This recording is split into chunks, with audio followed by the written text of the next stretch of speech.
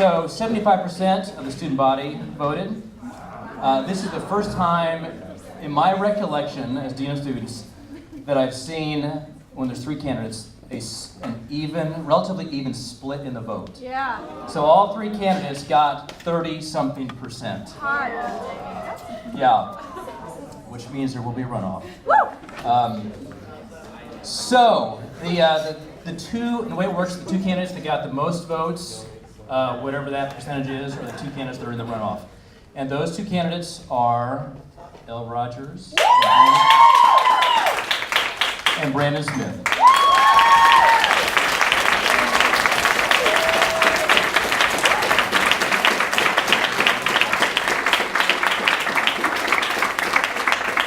So the campaigns continue, and to explain how it's going to work, Michael Martinez. Woo!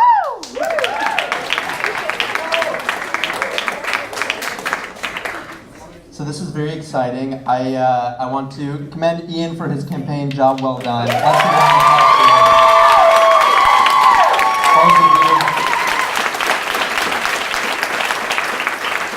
So I feel pretty seriously about the fact that now, if it's only between 2 candidates, everybody deserves to have an opportunity to understand better.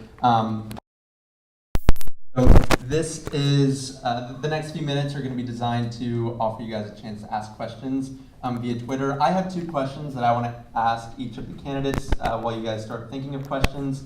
And we'll sort of get as long as are being produced.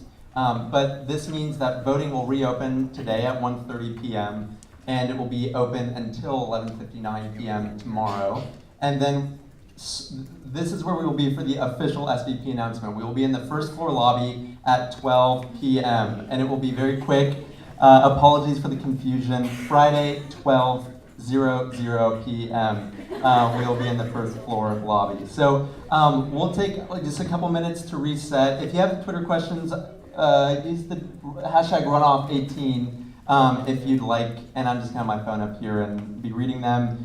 And we'll get through as many as we would like. I'll sort of try to read the vibe of the room and see when we're good to go. But let's just reset after a couple minutes, and Ian and Brandon will, Elle and Brandon will come up here and be on the stools here, and we'll begin. So thank you guys. See you in a few minutes. But please tweet your questions, because that's important.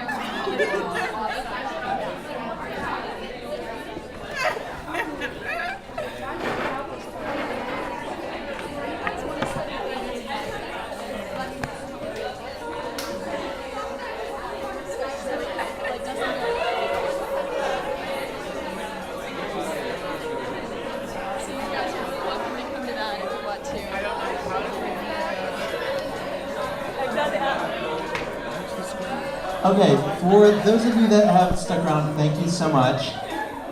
Even if this was just a room with me and L, then I will want to know these questions. So come on up, guys. Come up to the stools.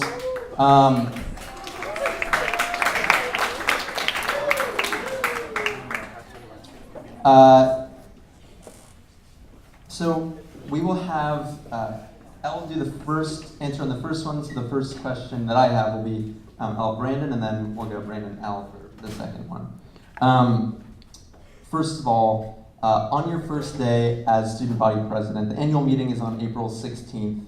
It's called the coup, colloquially. But on April 17th, your first official day as student body president, after your team has been selected and approved by the council, and you're sort of just left with the blank page of the year ahead of you, what would you start working on first thing? What would April 17th, 18th, 19th look like for you guys?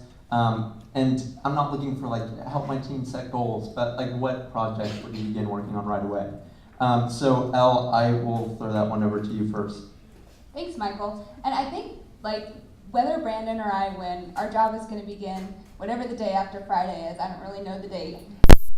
Saturday, I'm going to be emailing, I'm going to ask the committee to email the student body with cabinet job descriptions and then deadlines for when to apply. And also descriptions of council committees if any student is eligible. And then a description of how to apply to serve on those. And then as that process goes through and as House presidents are elected, talk about how they see their house going, problems that they see, and help them have the expectation that the council is their space. It's not my space. It's their space to collaborate and think about what the student body needs. So then once the annual meeting hits on April 16th, then April 17th, I want to sit down with the student org committee, which will have been founded by then, a couple of House presidents, a couple org presidents, and say, look, we think that orgs need more of a voice in the council structure. We also think that orgs need more support in some kind of tier system. They need more funding. Can you guys work on these projects? And I want my director of orgs to take responsibility of kind of spearheading that project, and then have them set some research goals. And then I also want to sit down with the president of the Student Athlete Advisory Committee on April 17th and talk about his or her goals for the year, and maybe appoint some point people between the cabinet and SAC that can work on creative projects to further the athletic voice in the student body and encourage game attendance and support and things like that. Great. Thank you so much. Brandon, same question to you. Yeah, so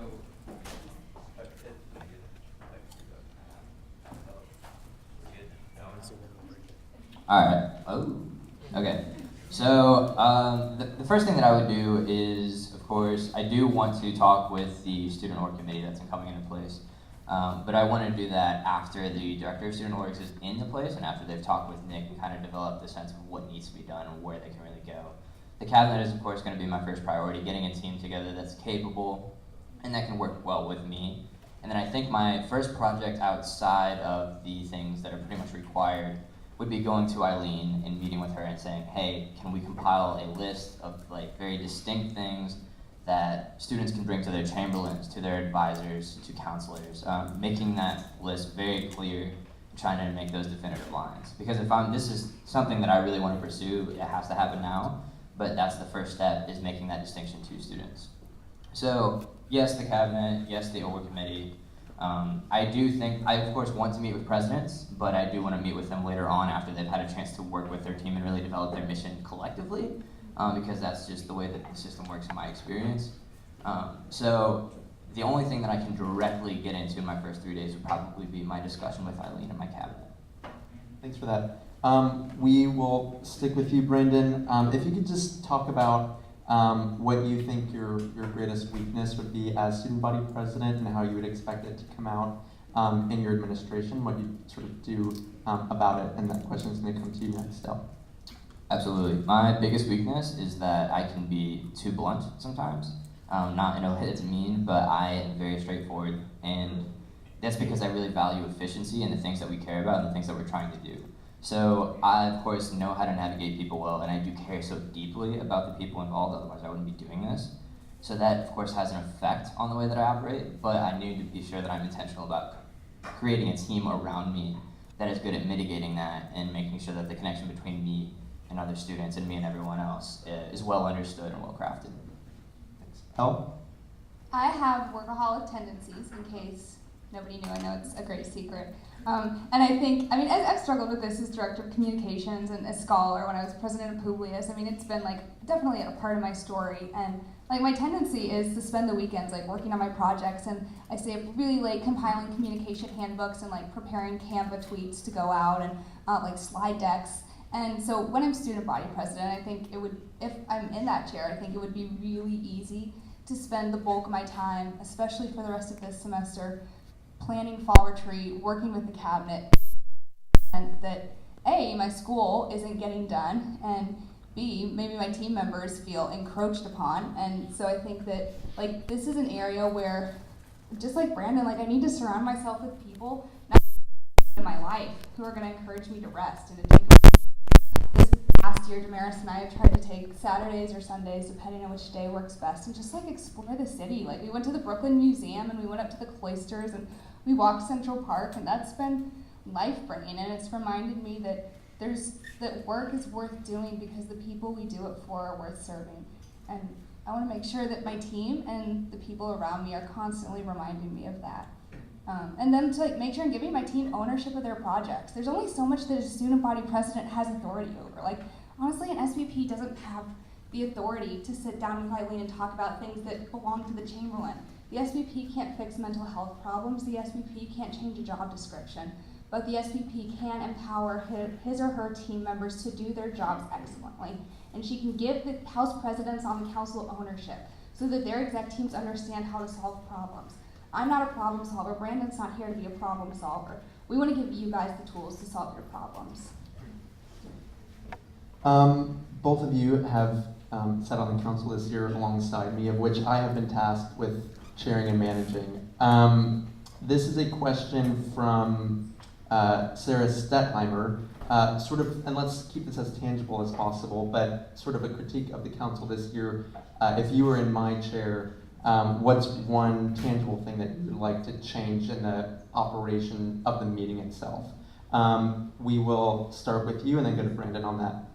Yeah, and Michael, you've done an amazing job, and I've seen you lead the council with a lot of charity and confidence, and I really admire that. And I think one thing that I do want to change, and this isn't a youth thing, Michael, this is a systemic thing, is I want to add a time in council meetings where each week it is set aside for presidents to bring up House updates, bring up motions, because we have cabinet updates, and it's important for transparency's sake that House presidents are understanding what's going on with different cabinet members. But the council shouldn't just be a space where we give our agenda to the presidents. It was designed to be a space where the council was created because the houses weren't communicating with each other and they weren't collaborating on things. And we don't really use it effectively as that space of collaboration and coordination. And so I really want to introduce a time each week, and if nobody has anything for that week, that's fine, just if a cabinet member doesn't have something. But to make it a space where we can talk about what's going on, and presidents can represent the students in their houses. And we can talk about things like Chamberlains, we can talk about the honor code, and I think that's a great space to have those conversations. And Brandon? Yeah, well, am I allowed to respond to anything? Yeah. Because I just wanted to, so that's actually not the space for that. And I want to make sure that the understanding there is clear in the most kind way. Well, we have president meetings for that exact reason with Dean Leedy and Shelley to talk about these things. And that's because the problems that you're discussing and that you want to bring to the table are best discussed at that level and most effectively solved. And for the sake of time, you've seen meetings. They could go 20 minutes, they can go 2 hours. And it's sometimes updates just aren't the most effective way to use your time, especially if it's already been pre-discussed. I think something that I would try to do a little bit differently is, like I said, efficiency is usually something that I focus on greatly. Cabinet meetings in the past, or council meetings, were every other week. That's been done before. There's no need, and President Gibson was actually the one who kind of enforced this into me, was you don't need to meet if you don't have to. You can't lead effectively if you're wasting your time meeting. And meeting is not always the best way to increase your ability to lead the people around you. So structuring things in a way that if the cabinet updates are absolutely, the cabinet updates can come out 2 weeks in advance to structure that, so that if there is an off week, everyone can potentially go without that extra week and then spend more time actually doing tangible things and sitting at the table. This isn't something I'm sold on, but this is something that was brought up to me, and I think that it could potentially be a great thing. This is a question that just came in from Jake Wronski. Both of you guys have served on an exec team, Al as scholar of the House of Thatcher, and Brandon as helmsman and president of Bonhoeffer. We've been talking a lot about a House exec team sort of as a school over the last 2.5 weeks. What was your favorite part of serving on a House exec team? And then I'll add the extension of, how will that help shape the way that you will lead as student body president? So the best part of the exec team experience. Easily, it forces you to be vulnerable, especially if you're a president, because you do things incorrectly at times, and then you have to come and answer for that. But you do engage in these discussions one-on-one with the guys in your house that you care deeply about, be it about your faith, about academics, about where you come from, or things that you just personally struggle with. And for me, that brought me out of my shell, but that was something that I had to learn how to do. But part of that was bringing into the house culture that later on, I would admit these faults to the house. I would admit my faults, and I would ask them how I could fix them. And that's something that requires bravery that I didn't have in me, and it was something I had to develop. But leading in a way that allows you to admit your faults openly, and be open to suggestion to the people around you, to those that love you, is something extremely hard, and something that I think would be really valuable. Yeah, Brandon is so right about vulnerability. And I think, and I mean, you know this too, Michael, you were a helmsman. We experienced it on the cabinet. But I think for me, I did not know empathy at all until I was scholar for my house last year, for the House of Thatcher. I love those ladies. And I went into the role and I thought, oh my gosh, school is the greatest thing ever, and I'm gonna make everybody else love it too. And you get 2 months into the role and you're asked to go talk to girls who are failing classes. And John McCormick is smiling at me right now because he's a scholar and he knows what it's like. And so you go to talk to people and the conversation doesn't go you're failing classes, why don't you like school more? Here's why it's amazing. Oh my gosh, you're right, school is the greatest thing, I should go do well. No, you say, I received this report, and then they say, well, actually, somebody in my family passed away, and so it's really hard to concentrate on school. And for somebody who loves spreadsheets and loves tangible things and loves solutions, that's a hard situation to be in. And I remember sitting there in that coffee shop, and I had a choice in my mind, and I could either turn away from the problem, and I could say, you should go talk to somebody, or you should go talk to our Chamberlain, or I could stare the problem in the face, I could confront it, and I could lean into what was happening. And by the grace of God, I chose the latter option. And honestly, that conversation changed my life. Understanding systems matter because the people on the end of the systems matter. And they are people who are dealing with real things. We're all people who are dealing with real things, with real hurt. And no matter what position we're in, we owe it to each other to see things from each other's point of view and to walk with each other through, quite frankly, the really shitty parts of life. And I went into a role because I loved school, and I came out trying at least to be an empathetic person and understanding why it's valuable to give of yourself for others. Yeah. Well, thank you guys so much. If there's any last minute questions, feel free to send them in now. But I think what would be helpful to understand, for me anyways, what your take is on what this election is about, and sort of what the most essential principles that you have been trying to communicate throughout your campaigns and in responding to your opposing candidates' campaigns. What is sort of the most quintessential issue that differentiates yourself from each other? And we'll start with you, Brooke.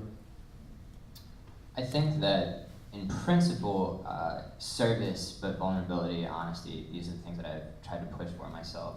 And these are things that I focus on. And not that Al doesn't represent these things, these have just been the very focus of my platform. This ends up leading me to my Chamberlain point, which I will still fight to the death for as my favorite one and the most important one. Yes, there have been criticisms about the advocacy aspect of it, and this is just in fairness. I accept that that is a criticism because advocacy is part of the role, but advocating to add people to the council, that's not in our power. You guys have to sign off on that, on a constitutional bylaw, which hasn't been brought up. That's advocacy. Like supporting athletics, getting a training, these things are advocacy. We can't sign them, we have to advocate to athletics or to other people who can. So this is a part of the role, but I think it's one that I've embraced and one that I'm okay with. And I'm okay with advocating for something against people who disagree with me. and I've tried to be very open about that and hopefully engage in the best possible relationships with the people who can make those things happen. But I think a willingness to be wrong and kind of be told no is part of what this job really requires, and I've had to humble myself to be willing to do that. Yeah, at the end of the day, what we are not deciding in this election if we want to put orgs on the council. We're not deciding if a Chamberlain job description should change. Like Brandon is right, like neither of us can sign off on a piece of paper and do those things. But I think what we are deciding is if we are willing to be a student body that fills the gap between what the administration's policy is and what our needs are. Because I think our tendency is to look at the fact that like we have 200 student leaders on campus and only 46 of them are trained to handle mental health situations, trained to negotiate venue contracts, trained to create really great events and marketing campaigns. And we look at that and we say, well, gee, student development should train the rest of them. And we don't realize that there's actually a lot in our power that we can do. Advocacy only gets you so far. Brandon is right about that. But we can't change the Chamberlain job description. We can't change the way that we think about exec teams. But the cabinet can create tangible training programs for the other 150 student leaders on campus. And trust me, I've created a training program with a member of the administration. I understand that this is possible. We can train org leaders on how to negotiate venue contracts. We can train representatives from the Student Athlete Advisory Committee on what to do if a student comes to them and is struggling with depression. Those are tangible steps we can take, and the ones that I'm really excited about. And we can work with members of the council and with student org leaders, with the Student Athlete Advisory Committee, to see if this is the time for athletes and for orgs to sit on the council. Honestly, we have a lot more authority to make changes as a student body than we do to talk to student development about the changes that they should make. Changing the council structure would require a vote of the student body. It's something that we decide. It's advocacy, but honestly, it creates more meaningful change, at least in the precedent that I've seen, than working with student development does. We talk so much about the things that we can lobby to do as student body president without realizing that there's actually a lot of things that we can do as manager of the cabinet and creating ownership within the council. Honestly, like the cabinet needs better systems to communicate with their spheres of influence. There needs to be more streamlined communication between the director of spiritual life and the spiritual life committee. There needs to be more communication between the director of orgs and the orgs. And this isn't because anyone in the role has messed up, but because we've never taken the time to account for the fact that we're 500 people or 484 people instead of 200. It's time for us to take a sober-minded and optimistic look at our systems and understand what needs to change so that you, the student body, can decide where we go next. And that's what I'm here to do. Not to tell you where we're going, but to help you get where you want to be. Awesome. Well, thank you guys so much. I said this to the three of you guys just like 45 minutes ago. No matter who is student body president, I am excited to come back as an alum next year and see how each of the three candidates that began this election are going to serve the student body. And you guys have both spoken into my life and influenced my life on a personal level, but also at an institutional level here at King's in ways that you probably will never understand. So this is a very cool opportunity for me anyways to have the two of you sitting at my left and right here. So thank you for that. I'm excited to see how you'll influence and change the lives of students at this college too. So well done. Voting will open here in about 45 minutes or so as soon as we compile the lists and everything.